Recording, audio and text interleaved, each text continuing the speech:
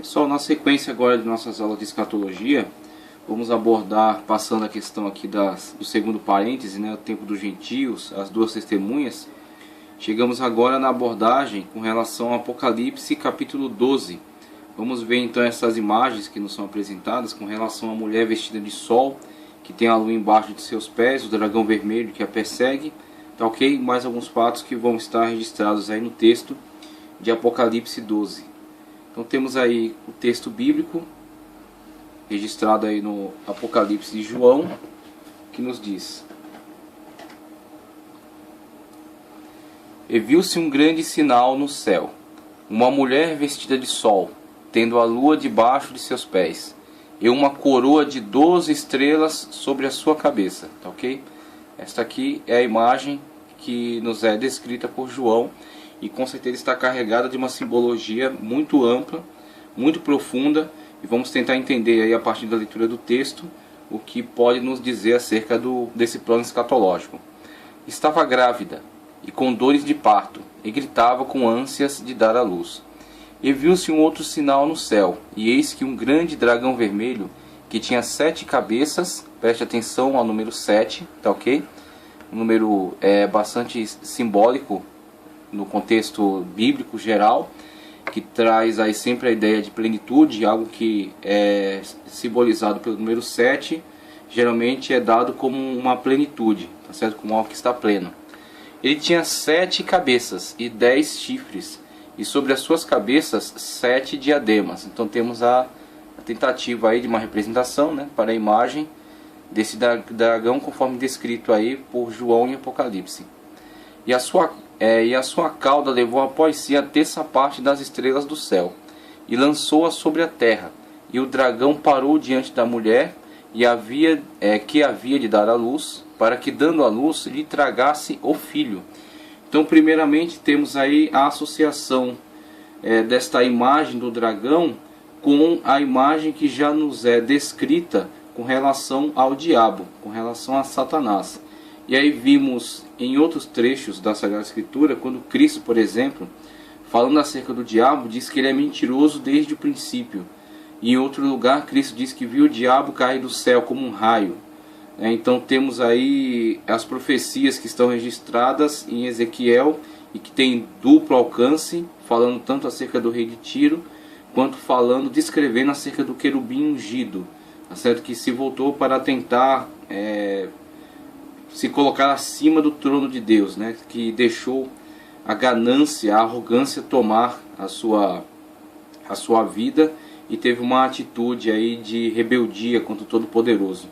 E temos também uma descrição em Isaías, também uma profecia dupla, que trata, dentre outras coisas, acerca da queda, né, desse poderoso anjo que estava nessa condição, mas que ao tentar se colocar acima do trono de Deus é derrubado de lá. Então, dentre estas visões, essas elucidações, quer de forma indireta, né, ou de forma direta, como Cristo abordou de uma forma direta, temos a descrição de um ser que era grande, poderoso, tá certo? Que estava num plano celestial, que foi criado pelo Todo-Poderoso, mas que perde sua condição a partir de uma atitude de soberba, de arrogância e de rebelião, tá ok? É arremessado, tá certo? Das alturas celestiais para as profundezas do inferno. Então, quando esse ser é arremessado e perde aquela sua anterior condição de ser glorioso, né, de ser iluminado, ele torna-se então aquilo que hoje é o perseguidor da igreja, o perseguidor dos santos, o acusador, tá certo? O tentador, aquele que está sempre buscando ocasião contra aqueles que querem servir a Deus, na tentativa de atingir de alguma forma a Deus através destes a quem Deus ama. Então temos aí o diabo sendo tipificado através dessas figuras, e aqui em Apocalipse ele é descrito como o dragão vermelho, e João faz questão de associar o dragão vermelho, descreve a forma como ele vê, né? A forma como ele vê esse dragão, um grande dragão vermelho que tinha 7 cabeças e 10 chifres, e sobre as suas cabeças 7 diademas. E a sua cauda levou após si a terça parte das estrelas do céu, e lançou sobre a terra. Ok? Então, esse mesmo dragão que está sendo descrito aqui, ele está diretamente associado com essas outras descrições que haviam sido dadas a respeito dele e que até esse momento não tinham descrito com uma forma mais profunda, mais detalhada, qual foi o efeito geral causado pela sua queda. Os outros autores que abordaram dessa forma, quer de forma indireta ou de forma direta, como Cristo falou acerca dele mesmo, né? Mesmo tendo falado algo acerca dele, não falaram acerca das consequências que geraram a sua queda, o que é Apocalipse aqui encontramos.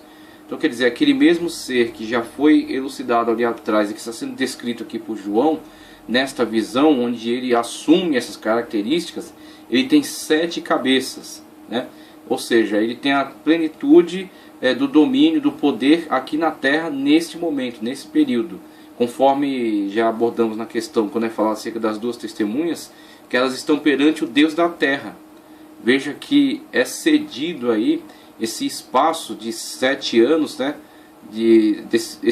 nesse parêntese profético, é cedido esse espaço para a total manifestação do diabo através dessa tríade satânica, conforme vamos abordar nos slides seguintes. Então temos aí o diabo fazendo o papel do Deus da Terra, o anticristo fazendo o papel do seu Messias e o falso profeta fazendo o papel do João Batista do Messias, né? Aquele que é o precursor do Messias.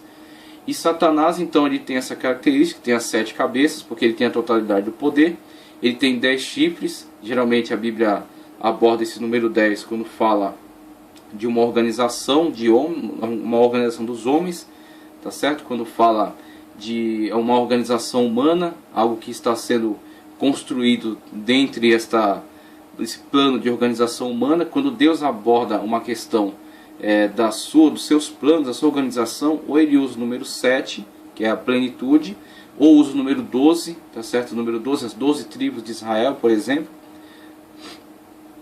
Cristo escolhe para si 12 apóstolos, então vemos o número 12 sendo aplicado a esse plano divino. E podemos colocar o número 10 em algumas situações, como por exemplo nesta aqui, abordando uma organização, no caso humana, ou aqui uma organização satânica que vai coordenar as organizações humanas nesta época. Então teríamos aí os homens cedendo poder ao diabo. Temos aí o diabo tipificado pelo dragão vermelho, tá certo? Que é a antiga serpente. Em outro lugar João vai nos dar essa descrição mais à frente, né, nos versículos mais à frente. Esse dragão, que é a antiga serpente, o diabo e Satanás, que arrastou após si a terça parte dos anjos do céu. Aqui temos esta informação que é preciosa, porque nos descreve os efeitos que causaram a sua queda. Sua queda arrastou após si a terça parte das estrelas do céu, que podem significar, tipificar os anjos, que em outro lugar já foram também tipificados como estrelas, tá certo? Como estrelas que se regozijam diante de Deus, que louvam a Deus, que se alegram perante Deus. Então temos aí o diabo e a sua hoste infernal, a terça parte das estrelas do céu, a terça parte dos anjos que seguem a ele, tá ok? E que estão trabalhando em conjunto, como Paulo mesmo fala dessa organização, potestades, tronos, dominações. Tem uma organização bastante séria, bastante empenhada em trabalhar, operar contra a obra de Deus, os propósitos de Deus, os desígnios de Deus através do seu povo. Não podendo atingir diretamente a Deus, ele busca batalhar, pelejar contra os seus servos, os seus amados, os seus ungidos, ok? Então não é diferente nesta descrição aqui, conforme João está nos dando em Apocalipse. Este ser que está caracterizado dessa maneira e que tem essa hoste demoníaca, que aliás nem todos pertencentes a esta hoste, mas aqueles que são de patamares mais elevados estão presos, estão retidos e serão liberados ao pouco, e muitas das vezes serão liberados pelo próprio Deus como uma forma de punição, de derramamento da sua ira. Vimos aí na trombeta, né, com relação ao juízo das trombetas, que uma das trombetas libera uma horda de anjos que estavam presos no abismo, tá certo? E eles têm aquela forma descrita por João como semelhança de escorpião, né, com ferrão de escorpião, um corpo semelhante ao gafanhoto, ferrão do escorpião, coroas, cabelos como de mulher, rosto como de homem. e atormentam, né, aqueles que têm o sinal da besta durante 5 meses, e esses procurarão a morte e não encontrarão.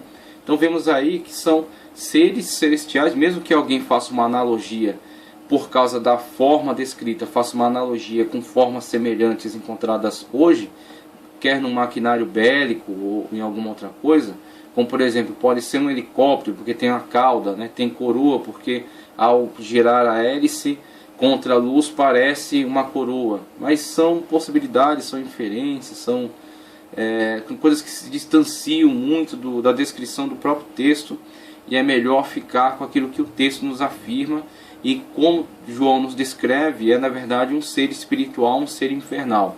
São hostes demoníacas que serão liberadas para atormentar os homens naqueles dias, tá ok? Então vemos aí esses seres, tá ok? Dentre eles alguns estão presos, serão liberados como punição pelo próprio Deus. Temos aí esses anjos que foram liberados aí nessa trombeta. Temos aqueles 4 anjos presos no Eufrates, também são seres demoníacos de alta patente que lideram exércitos humanos e infringem punição contra os próprios seguidores do anticristo. Então logo, são seres demoníacos, mas foram presos pelo próprio Deus, tá certo? Após a sua queda, foram aprisionados pelo próprio Deus para determinado dia, hora, mês e ano para executarem este juízo. Ok? Então, né, o diabo tem esse número de anjos que caem junto com ele, mas ele não tem controle sobre todos. Existem alguns anjos de grande poderio, né, de alta patente, que foram presos pelo próprio Deus e serão por ele usados como punição contra o próprio diabo. E aí vemos que, conforme é descrito, esta mulher, que é uma simbologia, e ela é uma simbologia bastante vasta, bastante ampla. Veja, ela tem uma coroa, tá ok? Ela está vestida de sol, ela tem resplendor, tem glória. Ela está grávida, ou seja, gestação e próximo já ao período de dar à luz. Ela tem a lua embaixo dos seus pés. Não temos condições de nos deter muito, de divagar muito, e inclusive João Calvino nos aconselha a não se aprofundar tanto nessas elucubrações, né? Essas divagações, porque não existe muito fundamento para isso, é um terreno escorregadio, é muito fácil cometer um erro nessas áreas. Então eu prefiro seguir aí o conselho de João Calvino, que fala para não avançar muito nessas coisas, que são coisas que não têm muita fundamentação bíblica para poder nos orientar. Mas temos algo muito tranquilo, muito simples aí em relação a esta mulher ser a simbologia para Israel, num contexto geral, tá ok? Ser uma simbologia para Israel, e de Israel vem o Messias, da mesma forma como da mulher veio este filho, esta criança. Então de Israel vem o Messias. Dentre os filhos de Israel, a agraciada Maria, nossa irmã Maria, que foi escolhida por Deus para este grande, esse maravilhoso, extraordinário ministério. Então é a serva de Deus, a agraciada de Deus, que foi escolhida para esse ministério. Por meio dela veio o Messias. Maria, uma dentre os judeus, entre os componentes de Israel. E podemos entender que essa mulher, mais do que simbolizar simplesmente a irmã Maria, individualmente, ela simboliza a nação que Maria também simboliza. Maria está dentro do contexto da nação de Israel, ela é judia, tá certo? Então o Messias, ele foi gerado não só a partir do tempo em que Maria concebeu, por ação e obra do Espírito Santo.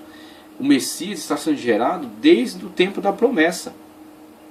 Quando o Messias começou, quando a profecia do Messias foi liberada pelo próprio Deus no Jardim do Éden, e ao longo da história foi sendo renovada, tá certo? Depois essa palavra, né, essa mensagem, essa promessa foi transferida através dos patriarcas, foi entregue, né, aos primeiros patriarcas que formaram as 12 tribos de Israel.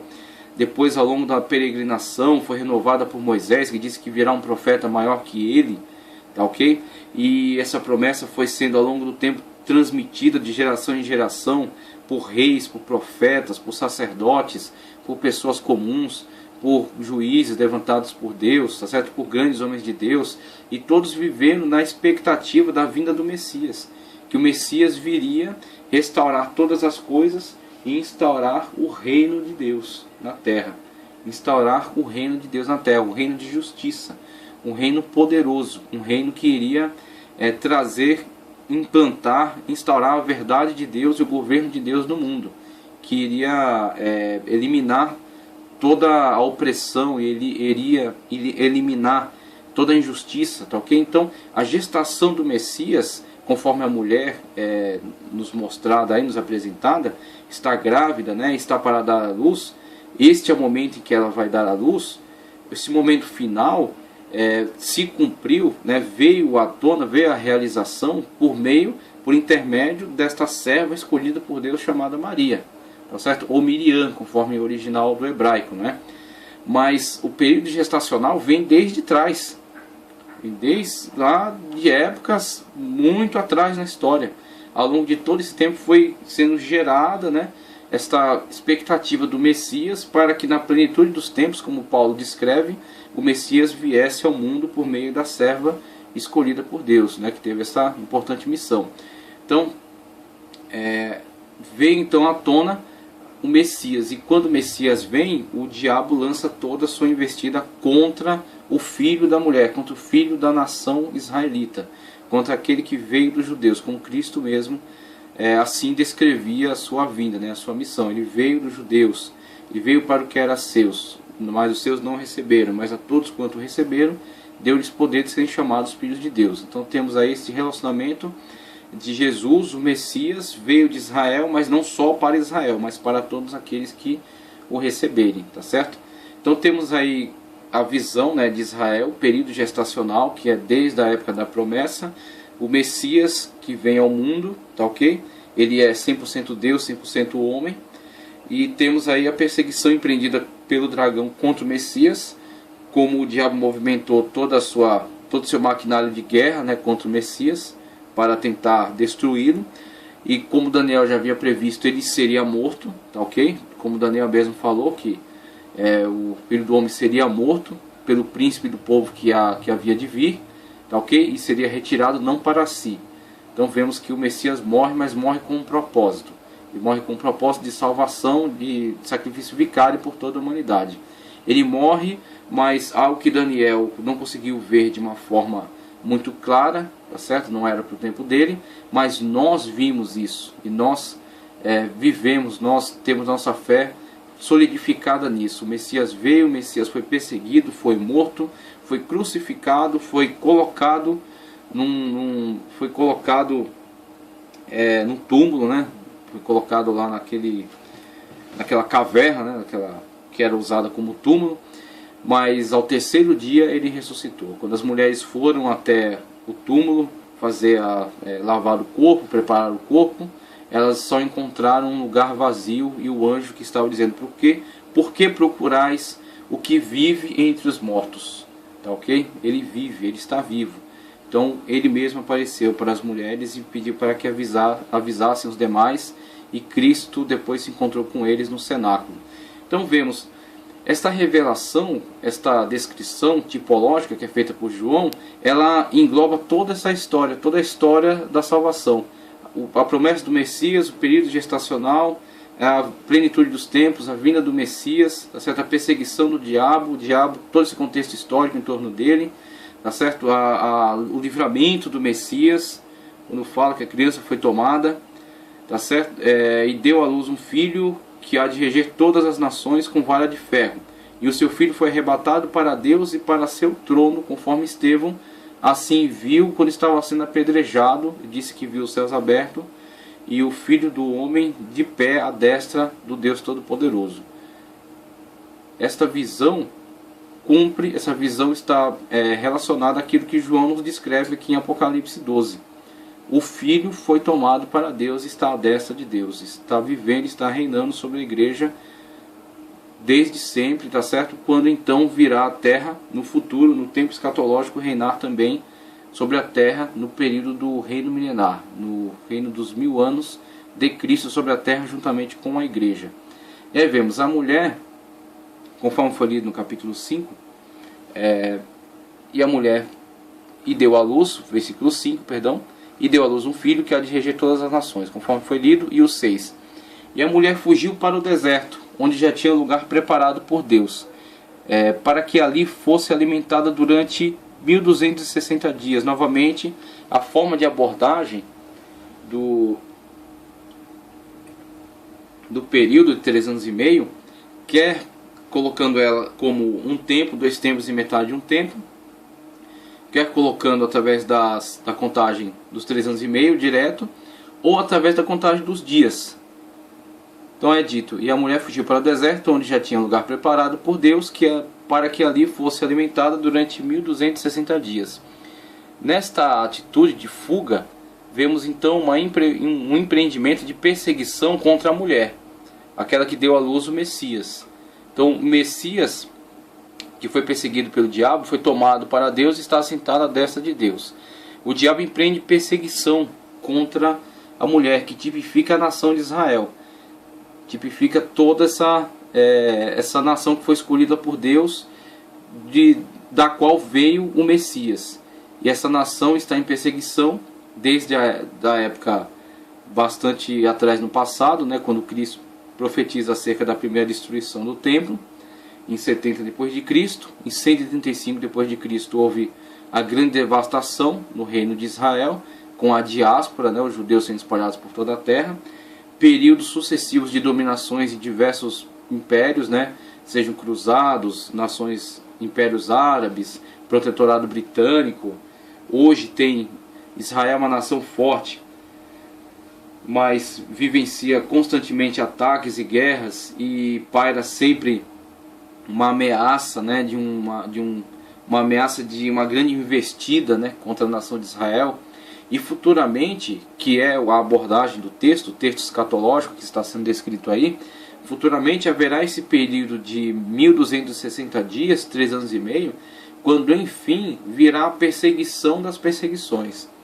Então essa abordagem tipológica, ela é ampla, ela fala de um grande período histórico que já foi vivenciado em uma parte e que está para ser vivenciado ainda numa parte final. O dragão persegue a mulher, que tipifica a nação de Israel, já há muito tempo. Mas o dragão perseguirá intensamente esta nação ao final dos tempos, durante 3 anos e meio finais, conforme abordado aí em 1260 dias, quando essa nação se refugiará no deserto. Temos a Palestina, temos regiões desérticas na Palestina, tá certo? E essa nação se refugiará no deserto e será alimentada, protegida e guardada durante esse período de intensa perseguição, quando então Deus os virá libertar, Deus os virá salvar. O Senhor Jesus, juntamente com a igreja, virá libertar essa nação dessa grande perseguição que será empreendida, conforme João nos descreve em Apocalipse 12. E houve batalha no céu. Miguel e seus anjos batalharam contra o dragão, e batalharam o dragão e os seus anjos. Ok? A grande guerra empreendida aí por Miguel, conforme Daniel nos descreve o anjo que está designado para a nação de Israel, para guardar, proteger, batalhar por essa nação, dentre o plano da guerra espiritual, tá ok? No âmbito espiritual, um anjo que está colocado aí a favor da nação de Israel. Mas não prevaleceram, nem mais o seu lugar se achou nos céus, e foi precipitado o grande dragão, a antiga serpente, chamado Diabo e Satanás, que engana todo mundo. Ele foi precipitado na terra, e os seus anjos foram lançados com ele. E aí temos uma abordagem que vai desde a época em que o diabo é precipitado dos céus, tá ok? Mas não somente a época do princípio, quando ele se levantou contra Deus, quando ele ainda era o querubim ungido. Temos também, mesclando aí nesta abordagem, o momento em que o diabo, após a retirada da igreja da terra, será precipitado mesmo sobre esta terra. Não apenas a queda dele dos céus, do trono de Deus, para o lugar onde ocupa hoje, tá ok? E aí temos na Bíblia pelo menos a abordagem de 3 céus: o céu atmosférico, o céu sideral, tá certo? Onde estão os astros, e o céu espiritual, onde está o trono de Deus. Então o diabo não está, ele foi precipitado do âmbito espiritual. Mas temos Paulo, por exemplo, falando acerca das potestades do ar, das dominações do ar. nos anjos que estão constantemente trabalhando, operando nesse plano do céu sideral, acima do céu atmosférico.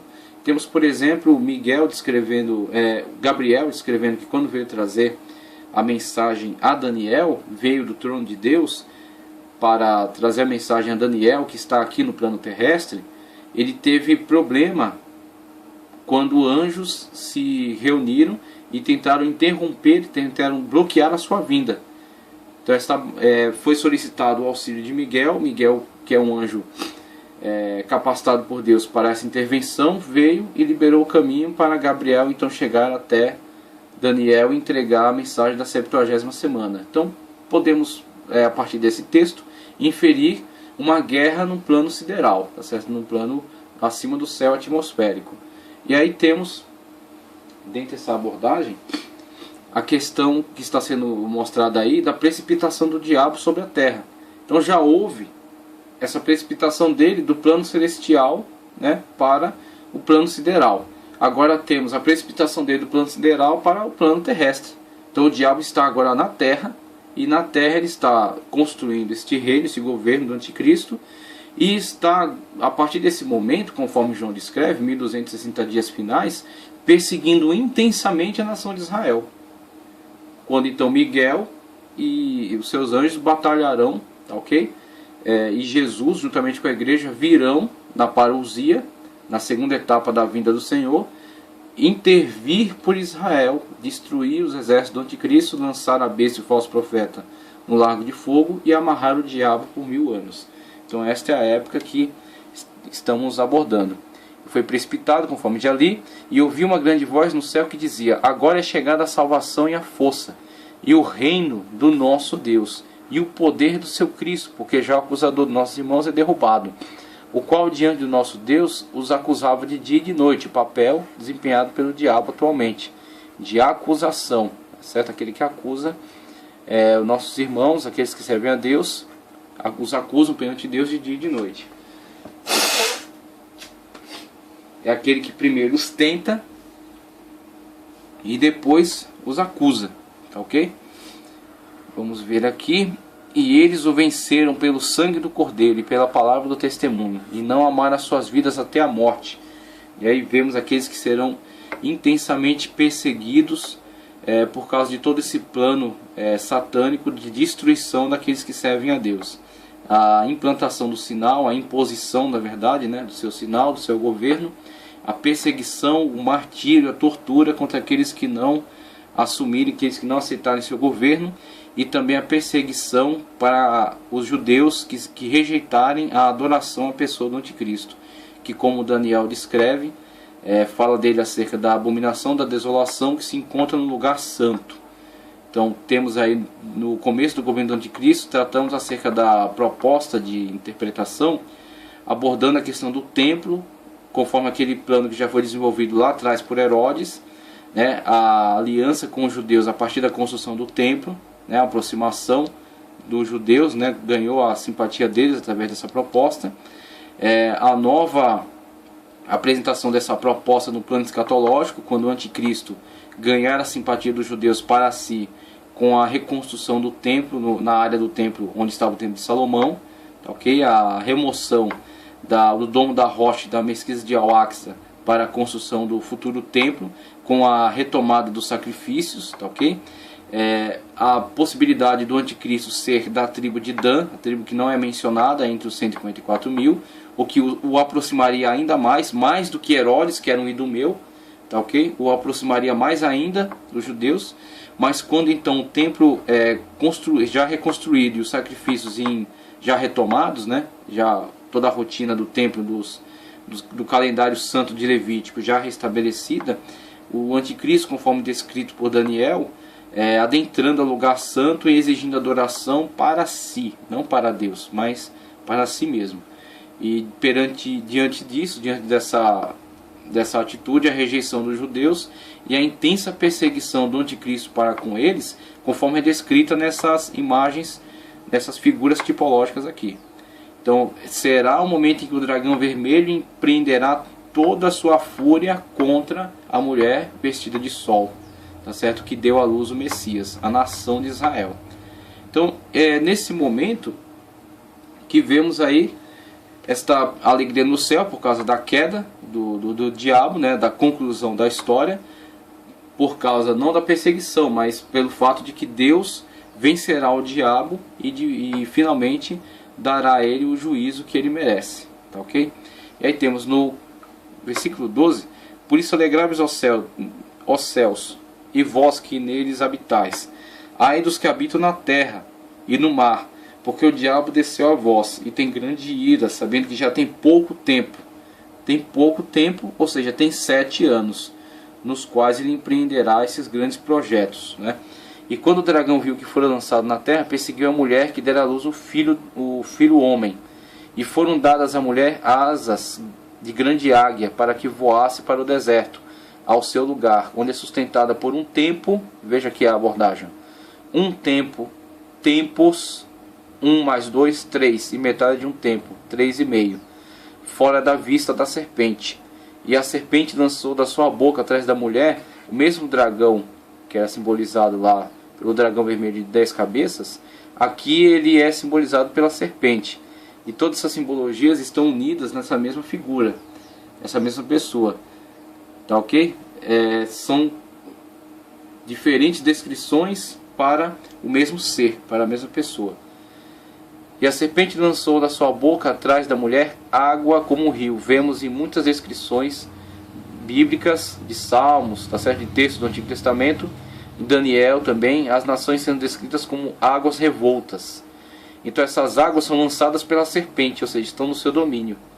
E a serpente lança atrás da mulher água como um rio, ou seja, nações que irão ser lançadas contra Israel numa investida bélica, uma investida de destruição total, tá ok?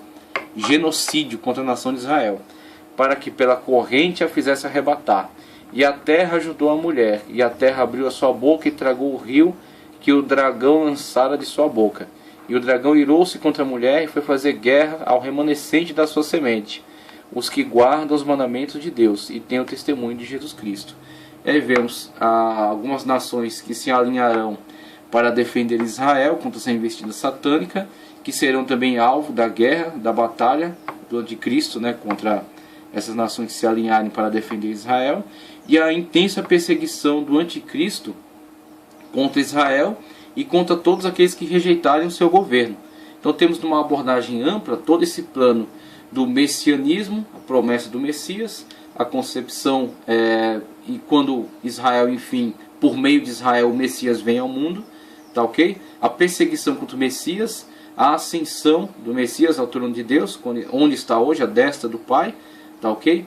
Quando então virá no evento chamado a vinda do Senhor, primeiro levando a colheita para si, depois vindo ele mesmo juntamente com essa colheita na chamada parousia, tá ok? A parousia, quando Cristo vier intervir nesta batalha, né, pelejar contra Israel e libertá-lo dessa intensa perseguição do anticristo. Aí vimos o diabo que está sobre a terra, tem pouco período, empreende todo o seu governo, toda a sua força, né, para levantar este governo e mover essa perseguição, esta última perseguição contra Israel e contra aqueles que guardam o testemunho de Jesus Cristo.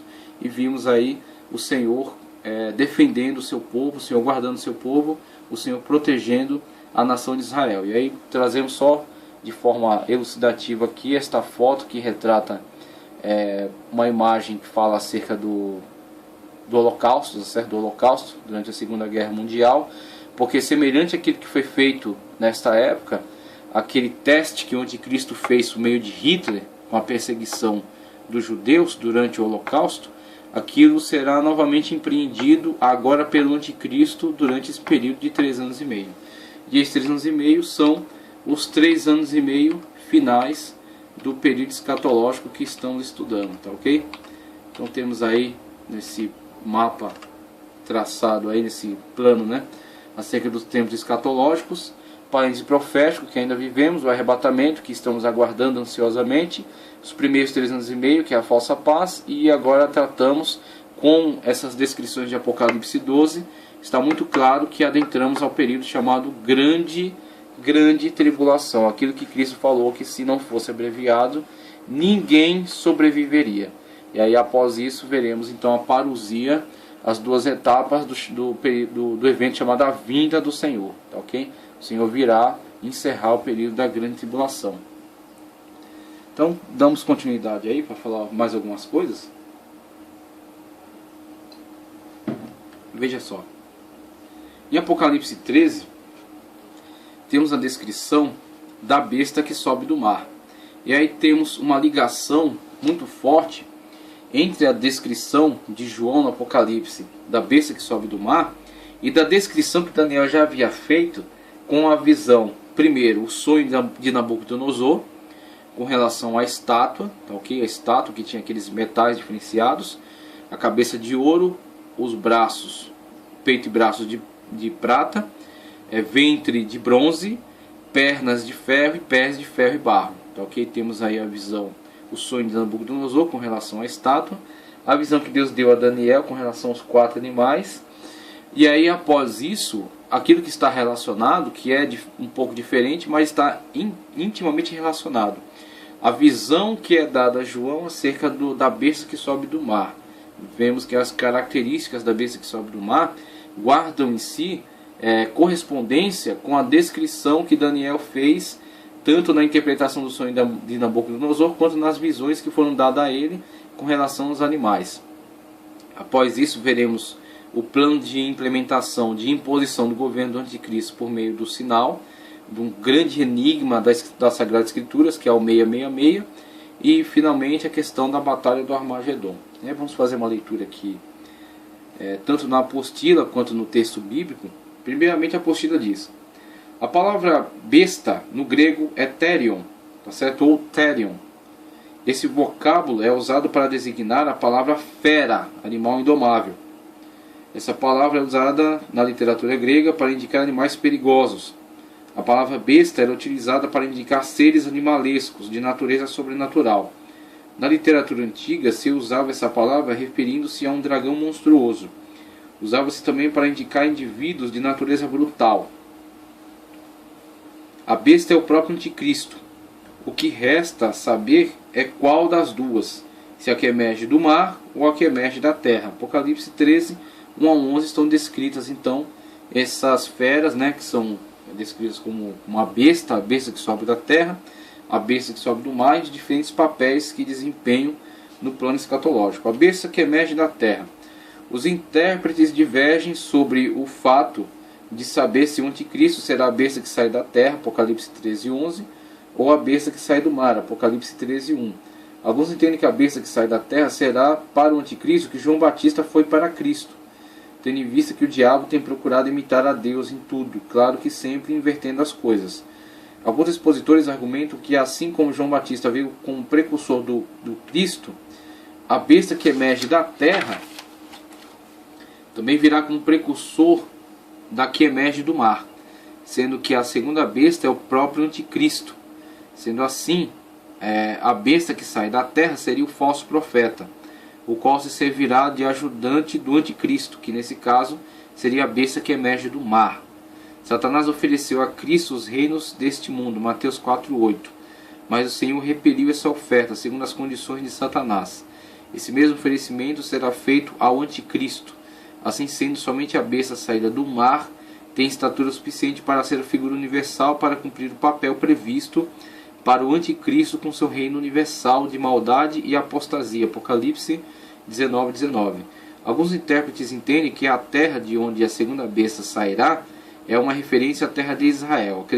Acredita-se que dali sairá o falso profeta, a besta que sai da terra, e também o anticristo, a besta que sai do mar, isto é, das nações.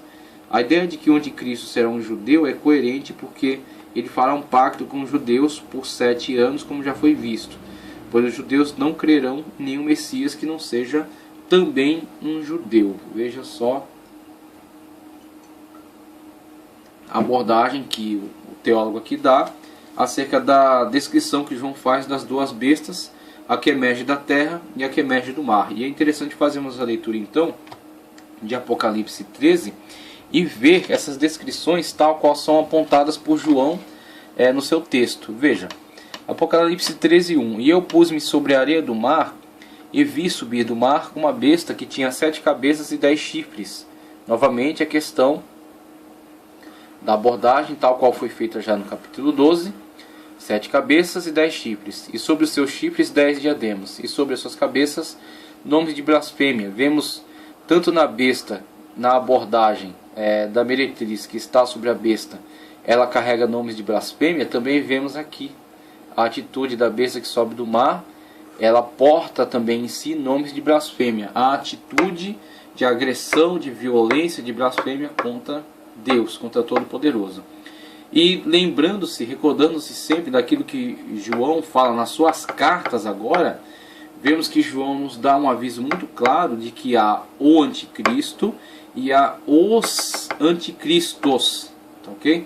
Temos anticristos atuando na atualidade. Estão preparando o governo que será assumido pela besta que sobe do mar. O anticristo, o iníquo, que ainda é barrado, ainda é retido pela ação poderosa do Espírito Santo sobre a terra, tá, ok?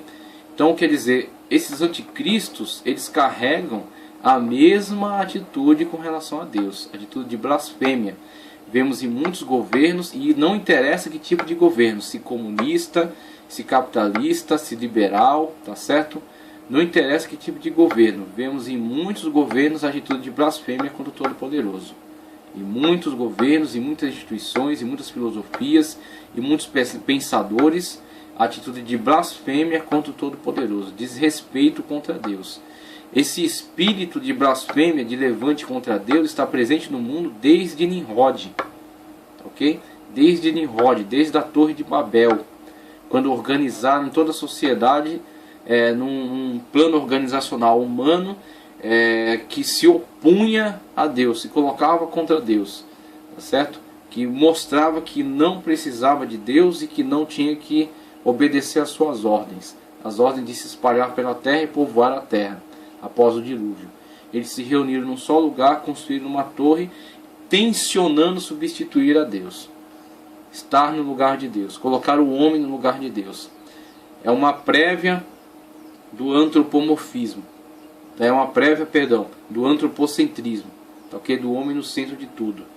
E aí vimos que ao longo da história, mesmo tendo sido combatido por aquela ação do Todo-Poderoso, né, para que a sociedade humana não se destruísse com pouco tempo, então o Todo-Poderoso interveio, confundiu as línguas, as nações se separaram, se espalharam pela terra, mas de tempos em tempos surgem anticristos que levantam a mesma proposta, rebelião contra o Todo-Poderoso. E aí vemos multiformas pelas quais ele age, pelas quais ele propõe esse tipo de atitude, esse tipo de ação.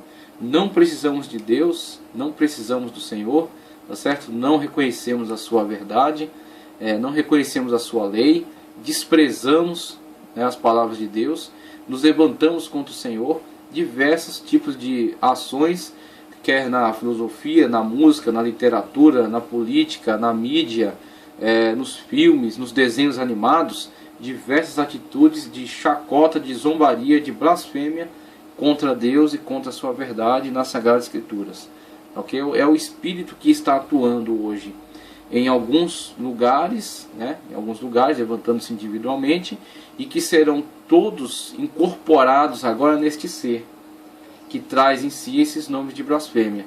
Esse ser que tem 7 cabeças, que tem a plenitude do governo, que tem 10 chifres, né, que está bem organizado num plano da estrutura humana, que tem os diademas, ou seja, foi-lhe dada autoridade, e que tem o nome de blasfêmia. Está numa atitude de oposição contra Deus, de uma forma bastante declarada.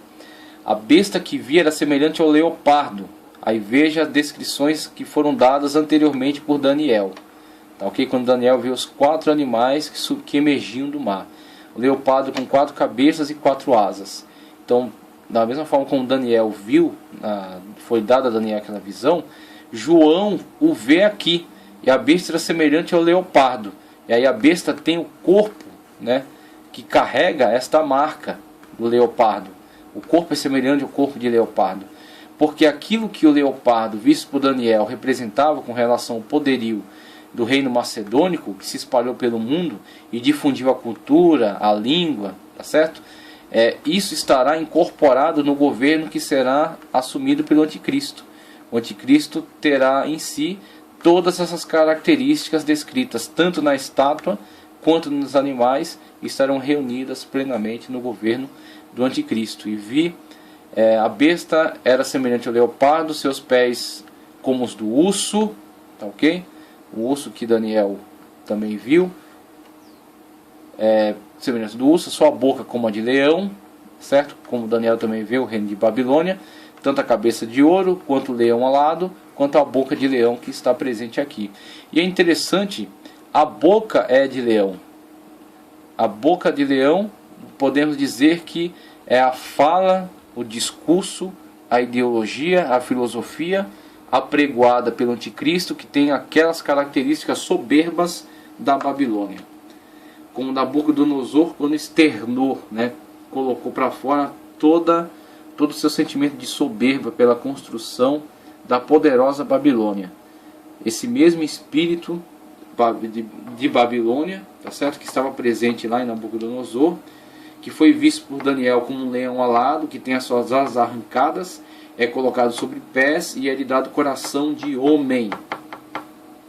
A mudança das características de Babilônia, de um reino com limites geográficos, plano físico, plano político, para uma outra forma de governo. Um governo que não é mais num determinado território, não tem bandeiras, não tem leis específicas, não tem mapa geográfico, mas é um governo agora que está no coração dos homens.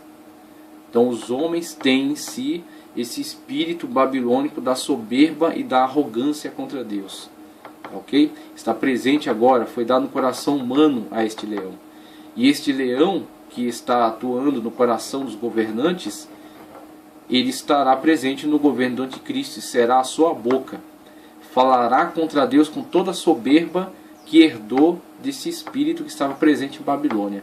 Foi visto por Daniel e aqui é visualizado por João como sendo a boca dessa besta que sobe do mar.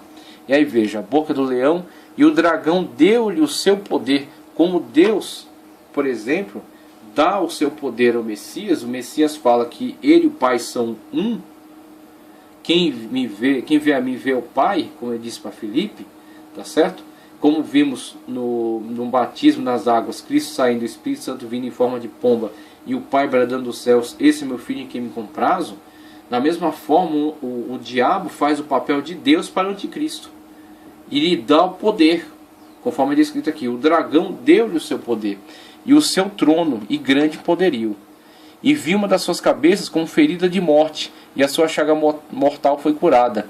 E toda a terra maravilhou-se após a besta. Então, dentro dessa narrativa aqui, podemos colocar alguma situação, por exemplo, um atentado, né, que o anticristo sofrerá, é possível, e desse atentado uma ferida de morte, e dessa ferida de morte a cura. Então, da mesma forma como Cristo, né, recebeu o poder de Deus, foi ferido de morte na cruz do Calvário e foi ressuscitado e está vivo até hoje, o anticristo também realizará esse feito aqui, para conseguir o mesmo efeito que Cristo conseguiu com a sua morte e ressurreição. E a terra se maravilhou. Da mesma forma, o anticristo empreenderá a mesma ação. Ele será ferido de morte, mas será ressuscitado, será curado, e a terra se maravilhará diante desse feito. E adoraram o dragão, que deu à besta o seu poder. E adoraram a besta, dizendo: quem é semelhante à besta? Quem poderá batalhar contra ela? Tá ok? Veja aí qual é o impacto que causa na população terrestre dessa época aqui. E foi-lhe dada uma boca para proferir grandes coisas e blasfêmias. E deu-lhe poder para agir por 42 meses. Novamente, outra descrição aí para os 3 anos e meio. Ou na contagem de dias, tá certo? Ou na contagem de 42 meses, conforme é abordado aí. E abriu a sua boca em blasfêmias contra Deus para blasfemar do seu nome e do seu tabernáculo e dos que habitam no céu. E foi-lhe permitido fazer guerra aos santos, período de grande tribulação. e vencê-los, e deu-lhes poder sobre toda a tribo, língua e nação. E adoraram todos que habitam na terra, esses cujos nomes não estão escritos no livro do Cordeiro, da vida do Cordeiro, que foi morto desde a fundação do mundo. Então vimos aí os mártires, né? Deu-lhes poder para batalhar contra eles e vencê-los. Eles foram visualizados no quinto selo, por exemplo, né? A multidão que clama por justiça de Deus. Se alguém tem ouvidos, ouça. Eu acho isso aqui extraordinário. Se alguém tem ouvidos, ouça. Aí onde está aquela frase? O que o Espírito diz às igrejas? Não está. Porque não está mais a igreja. Existem indivíduos, né? Os rabiscos e as espigas caídas. E os 12.000, os 154.000 israelitas que estão propagando a palavra no mundo. Mas a igreja subiu no arrebatamento. Então sobre estes o Espírito Santo atuará para capacitar-lhes, para ajudar-lhes, para que eles resistam até o fim. E tenham seus nomes escritos no livro da vida. E sejam martirizados. O diabo não tem poder sobre a igreja. Em momento algum da história foi dito que o diabo tem poder sobre a igreja. Em momento algum, pelo contrário, a Bíblia diz: as portas do inferno não prevalecerão contra a igreja. A igreja de Cristo, a noiva do Cordeiro, em momento algum da história foi dado poder ao diabo sobre ela. Se os fiéis morrem, é porque Deus permite que eles morram. Mas o diabo nunca teve poder sobre a igreja. Aqui é dito que Deus dará poder sobre eles.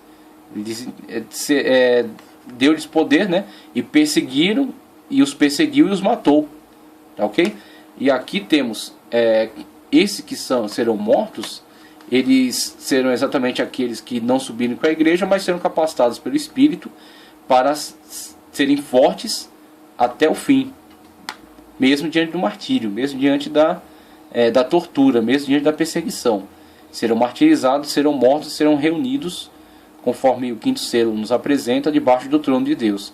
E aguardarão aí pela ressurreição, pela última etapa, né, da ressurreição, que será as portas já da implantação do reino milenial. Mas aqui não é dito acerca da igreja. Se alguém tem ouvidos, ouça. É isso que é dito aqui. Se alguém leva em cativeiro irá. Se alguém mata a espada, necessário é que seja morto. Tá certo? Aqui está a paciência e a fé dos santos. A paciência e a fé dos santos. Ou seja, os santos aguardam até o fim pela justiça de Deus. E lhes será dada. Lhes será dada. E vi subir da terra outra besta. E aqui tem a besta denominada falso profeta. Aqui é a descrição do anticristo, que enquadra aqui todas essas descrições. E é uma besta, a besta que sobe do mar, exatamente aquela que encabeça a área política. É o Messias de Satanás. Ok? E aqui temos o seu precursor. E vi subir da terra outra besta que tinha 2 chifres, semelhantes aos de um cordeiro, e falava como o dragão, ou seja, falava na eficácia, né, do dragão, e exerce todo o poder da primeira besta na sua presença. O poder é da primeira besta, a besta que sobe do mar, e ela concede a ele o seu poder, e exerce na sua presença, e faz que a terra e os que nela habitam adorem a primeira besta, cuja chaga mortal foi curada. Veja o culto satânico implementado aqui nessa época. Veja o culto satânico implementado nessa época. E que esse sacerdote satânico, esse falso profeta, levará toda a terra à adoração à besta, né? Mediante esta ação de cura, tá certo? Que será realizada a chaga mortal com a qual foi ferida. E diante dessa ação de cura, levará toda a terra à adoração dela, a adoração da besta que sobe do mar, do anticristo. Então veja que existem diversos grupos. Eu citei aí acerca da maçonaria, por causa das suas características sincréticas, né? O sincretismo que implementa de uma forma sistemática, agrupando todas as religiões debaixo de uma mesma organização e colocando-se acima delas, porque é isso que é interessante na maçonaria. Conforme os graus vão aumentando, as pessoas que pertencentes à religião que pertença, elas colocam a sua religião em segundo plano, adotando os conceitos daquela loja maçônica e os colocando acima da sua própria religião.